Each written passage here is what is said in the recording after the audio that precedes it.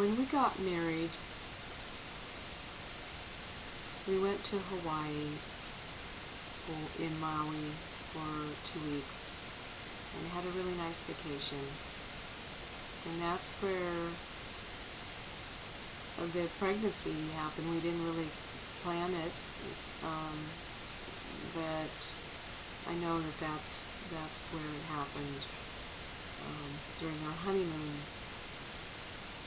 Did you want to tell the rest of the story? Yes, it was, I'll never forget it, how shocked and excited I was, and I cried at the same time. At first my husband, well, I was feeling, in my gut, I just felt like something is going on, because was late on my period, and my husband said, well, just go ahead and get one of those pregnancy tests. And when I came out of the bathroom, I was, skipping around and dancing, and he said, you're not pregnant. I said, yes, I am, but he didn't believe me, so I took him in the restroom to show him, in the bathroom, to show him that strip, and the pregnancy test strip that showed that I was pregnant. We just looked at each other, and we were just, shocked. What is this going to mean for us?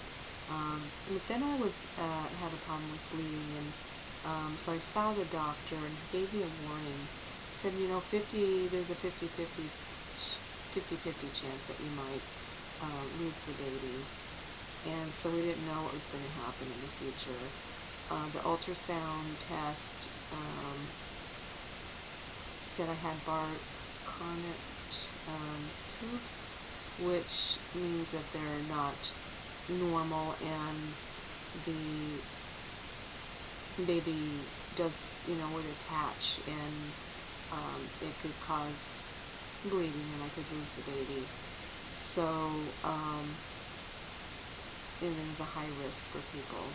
So the doctor said, for women who have that condition, so the doctor said that, I needed to go home and have some bed rest, which I did, for a couple of weeks. But during that time, I did a lot of thinking and praying.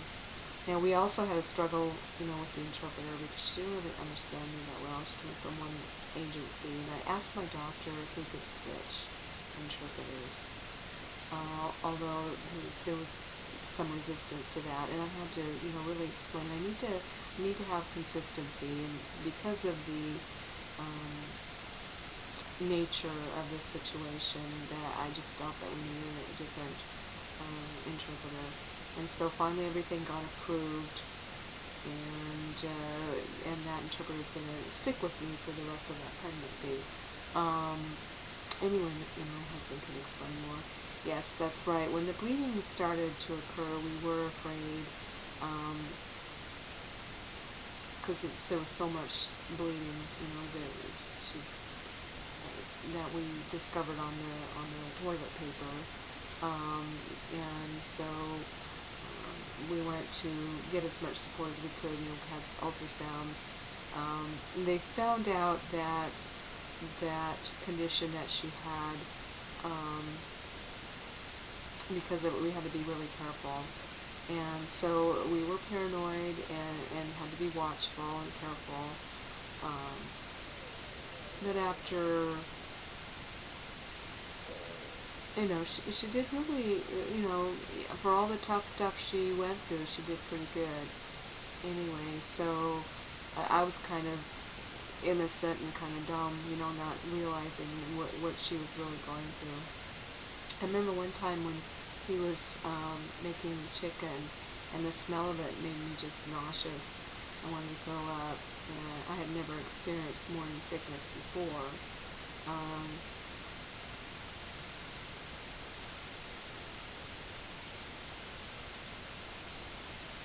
We were in an apartment. We wanted to get a house, so we had a lot going on at that time. That's right. We started looking for a house, and lived in Bonnersville. Wanted to move up close to her family, up north, about a 45-minute drive from work. And then so it was stressful, doing that search, but finally we did find a house got approved and signed the papers. A couple weeks later, July 4th, we went, swimming. We had a picnic with family and friends. She wasn't having any problems. Everything was going fine. 2 days later, her water broke, and we thought already, it's early. It's 3 months early, and so, oh brother. So we went and there was so much fluid that was coming out of her that we had to inform everybody, inform the hospital, and how many times that we had to um, use containers for her, to sit on during traffic while getting her to the hospital, and took off as fast as we could. And we were excited, paranoid at the same time, kind of mixed feelings. And so got to the hospital as quick as we could. When we arrived there, everybody was ready. We didn't know what was going to happen, but brought her into the room. That's right. So when they brought me in the room and I was laying down there,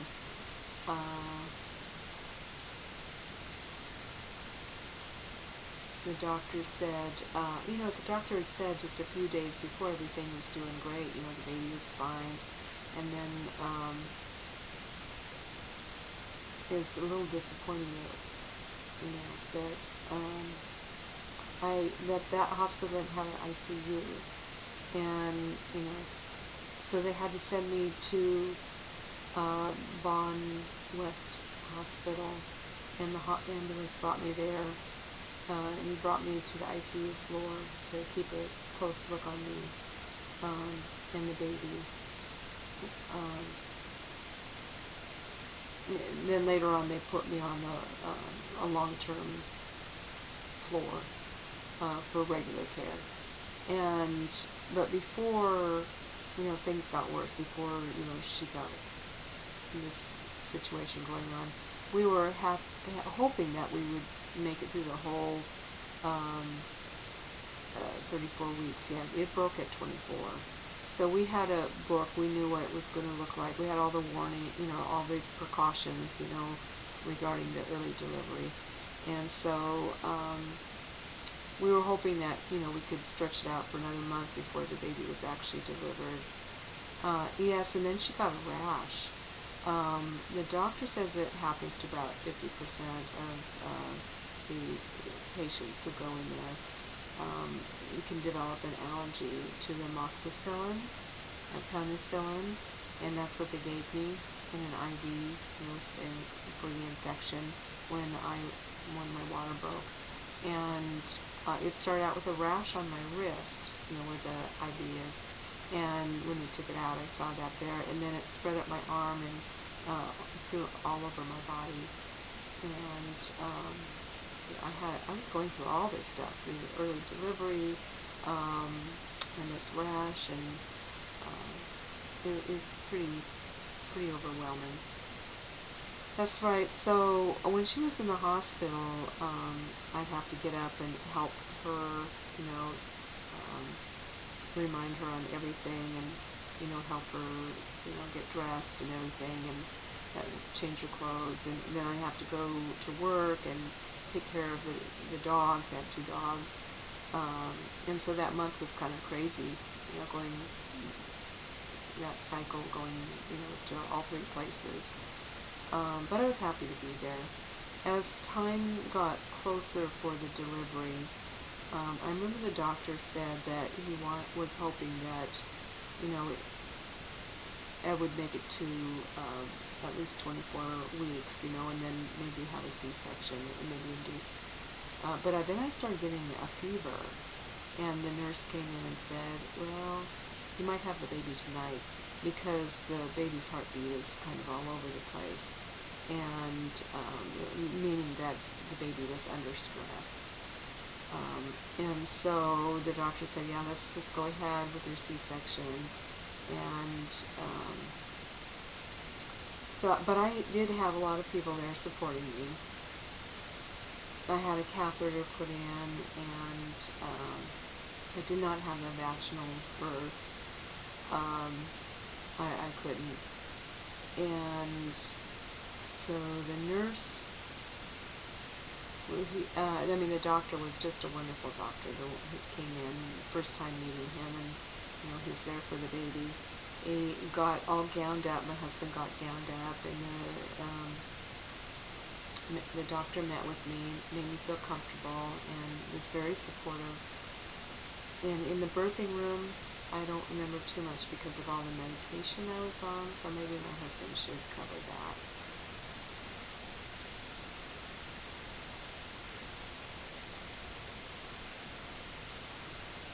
I had a lot of mixed feelings about what was going on. I wasn't sure how to respond to everything, but when they took her in for that epidural, I was trying to, after the epidural, everything seemed to be okay. Everything seemed to be fine. I was in there, not to go in too deep about it, but, they had her draped in the front there where they were doing the surgery. And when I reached my head over to, see what was going on, everybody said, "Hey, stay away." I'm just here with I want to see what's going on. And I was really fascinated with everything, that was involved, and the actual delivery of the baby when his head came out. His little head it came out, but his shoulders were stuck. Yes, that's right. Just not the whole upper part of the baby was being delivered. He was kind of stuck there. His muscles were really stiff, and the doctor was kind of, yanking him around there, which made me really nervous. And I was thinking, I don't want to hurt anything when the baby's being delivered. But yeah, he started crying. He was perfect. His size, he was, not too big, but he wasn't that small either, because I remember before, not too long ago, I had the ultrasound, where they checked the development of the baby for the weight and the size, how many inches and pounds. And the baby was, a nice size, 5 pounds, not as small as I thought. My wife was, not knowing how to respond. I was there to try to help her and, try to take care of everything else too, and with the baby. So it's, going from, seeing my wife and then seeing the baby. But it hit me, yeah, being a daddy for the first time, it hit me hard. Everybody looking at the baby, I cried, and I was just thrilled. And then they took him to the ICU, where they put him in an incubator to keep him warm overnight, and make sure he's healthy. He stayed there for, let me finish that. Yeah, I remember when he was born, he went over to be with the baby, and so I was still in the recovery room after the operation, and I really wanted to see the baby. I was all excited, and the doctor said, "Okay, you'll have to go upstairs. Baby's upstairs." And so I just wanted to see the baby for a few minutes. Touch his hands. He's in an incubator, and so I was able to reach in and touch his face. And it was like 3 in the morning when I first saw him. I was really tired. I hadn't slept all night. And my body was worn out. I was all swollen. My body was swollen. I was all sore, and from the surgery and everything that had happened. I just wanted to hold my baby and say, "Oh, this is just really worth it all."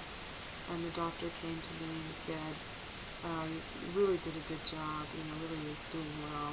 Baby's doing well in the incubator. he's breathing really, really good. And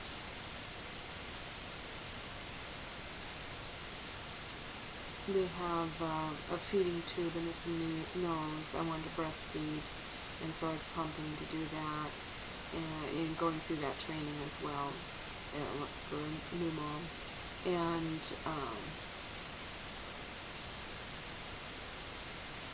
so I was there for about a week before they let me go home.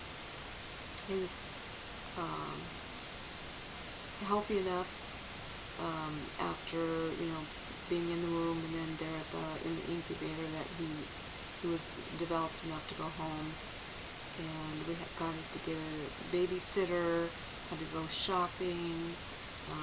I was just very overwhelmed for us. And my mom, she stayed with me for a week, to help care for the baby while my husband went to work. And fortunately, they lived close by. And yeah, if not for that, I don't.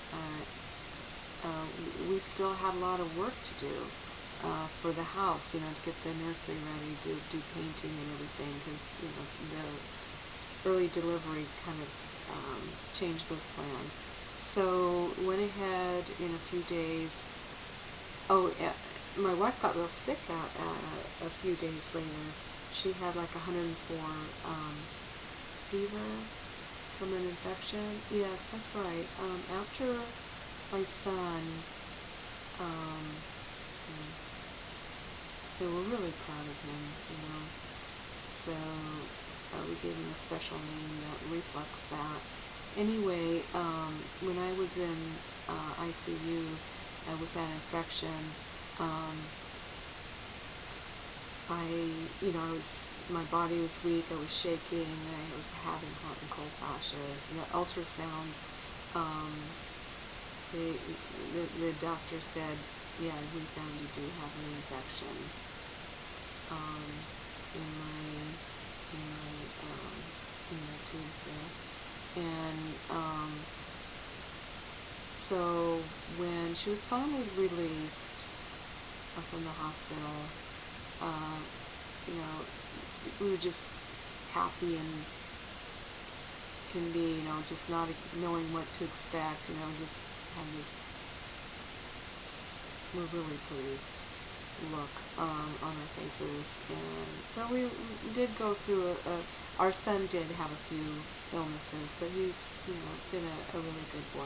We're really proud of him. So he's gained his weight, and he's on a normal growth scale now, and so we're just really, really proud of him, how well he's